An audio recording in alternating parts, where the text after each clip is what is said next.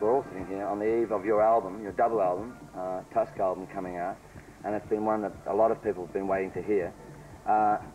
With Rumours selling so well, was it a lot of pressure put on the group as to sort of having to bring out an album that was going to be as good as Rumours?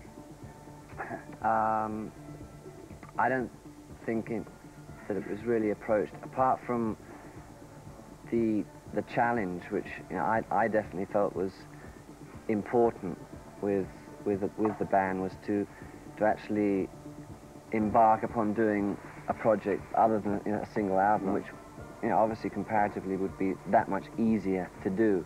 I think it was a really almost a necessary thing for us personally to do, because it allows a real sort of a healthy pressure situation where it would have been a little bit easy maybe to shove a single album out versus being confronted with a wholesome thing, which I think we've managed to pull off. Certainly in our own minds we feel comfortable and pleased with what we've done. What about the songwriting? I mean, like, well, a lot of songs on a double album. Yeah. But there are a lot of songwriters in the band. There's three very different songwriters in Fleetwood Mac, and I think almost to a degree you could say like a single album is almost a little bit suffocating in terms of being able to do what we've done now on a double album would have been probably totally impossible without it being very, very weighted in a certain way. Had we wanted to do different things, like Lindsey's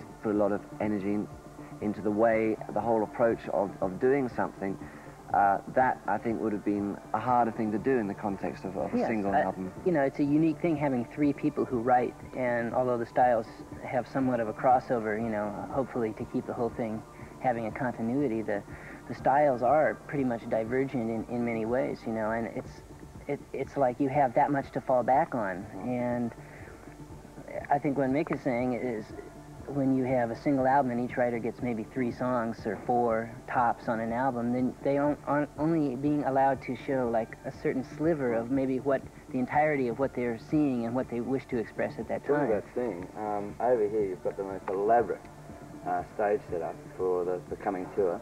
Yeah. I mean, there's so many lights, I can't believe it. Are you looking forward to going back on the road as a group? Very much so. Yeah? And what about you coming to Australia, I believe? Yes. Yeah, in the new year. Can you let us in on when you're coming? I think it's the 21st of February. Right. We're opening in Perth. And we're going to be there for, I think it's about 5 weeks. And we're doing all indoor stuff, so last time, you're well aware, we did outdoor gigs and that. I think, given a preference, we prefer being inside. I think we're more familiar with that condition. You rather like Australia, I gather? I love it. I really, really do. I thought it was a really delightful place. Well, we're looking forward to Fleetwood Mac coming out again. We're certainly looking forward to the double album being released. So are we. We wish you the best of luck on both counts. Thank you very much. And give my love to everyone.